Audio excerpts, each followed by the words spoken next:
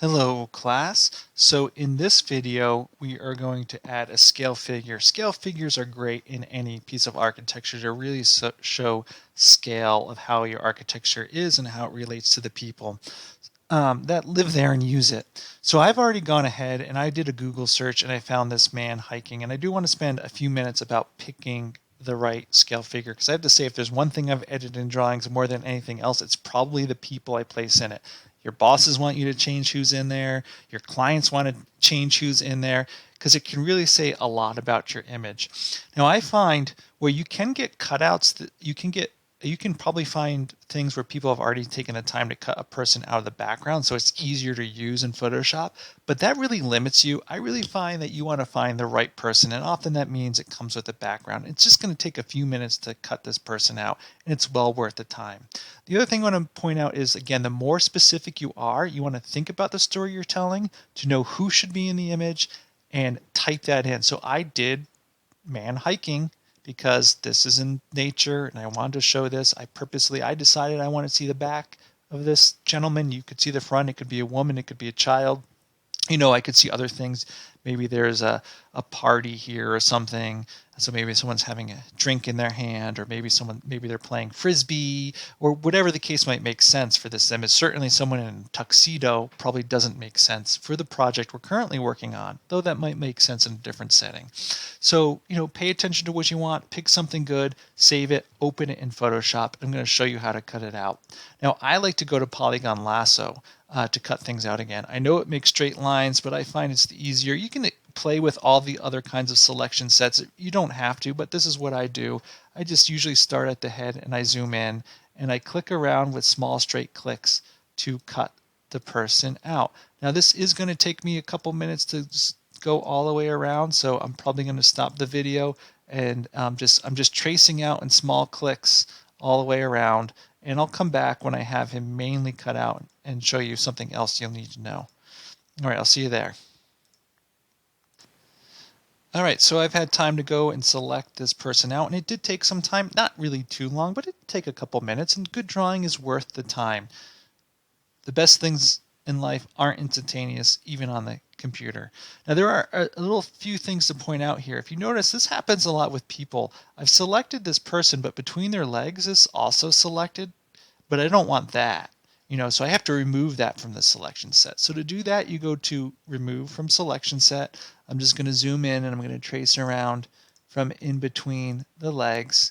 And anywhere else you might need to. It might not be in between the legs. It could be in between the arms or anywhere else. I actually have a small spot at the arm I'll do right after this, right in here, if you're paying attention. So there you go. I will also do that one. And now once I've done that, he's ready to be copied. Control C, come over to your drawing and paste it in. And we'll paste it in on the right layer wherever we need to. I might put it up top for now and just call him man or person or whatever you want to call your layer. Now we have to get them placed in the correct spot and correct scale. And this is where our horizon line is going to come back important again. So I can move him anywhere. But as I noted, when you're taking an eye level photograph or image, the horizon line is where basically everyone's eyes are. Now there is variation. Tall people will be slightly above that line, shorter people will be slightly below that line, but it's a good place to go. So I could, for example, put his eyes pretty much right at that cyan line right here, and he's going to look like, because he's so small, he's going to look like he's pretty far back in the image. Now I don't want him that small, but I could put him say on the path as if he's walking home. Now he looks really short because his eyes are too low. So I'll just do Control T to scale. Pull from the corner has to stay proportional. And what I'll do is I meant to move him over there to get on the path. And I'll have to make him a little bigger, just like that, to get his eyes working.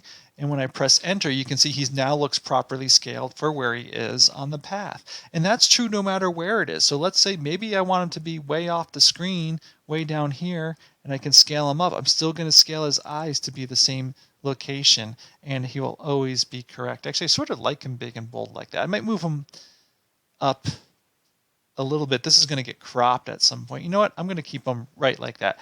Put a scale figure in as you need to. Actually, go ahead and put in more as you need to, and make the scene come alive. Let me point out another thing I should mention. You ought to think about lighting. In this case, it's hard to tell where the lighting is coming from. It's definitely coming from behind us, which is good because that matches my building. And I think it's coming from slightly to the right-hand side, which is also where my building is. So we are good there. If not, you could mirror your person around if you went to image, transform, flip horizontally. So you might need to do that to match your lighting better. Actually, I think this matches slightly better because of the leg, so I might just leave it like that. He's also appears to be walking more down towards the path in the direction I want to go. So I'm going to keep him there with that mirror tool, go add a few things as needed. And I do want to point out in this video, if you are doing this for my class, for my assignment, the uh, assignment does ask that you add at least one other thing that I haven't gone over in the video yourself. So be creative about what that means. Go add something that really helps the story. I mean, just as a few tips and pointers, people add birds to the sky. This guy might have a dog following him on a hike. Maybe there's another chair or something out in here, or maybe you don't have chairs in your image from the model and you want to add those. Maybe it's, I wouldn't say a car in this scene, but cars are quite common things that you might add. Again, but just make sure they make sense. A Lamborghini in this setting doesn't make sense, but a Jeep rolled off to the side might make sense, right? So keep all of those things in mind. Go ahead, pick something and add a few things to this image. Have this drawing come alive. Now there's still several videos we want to go to keep tweaking these things, but we've at this point got most all the elements in our drawing, and now it's just making everything look really great. So I'll see you in those follow-up videos.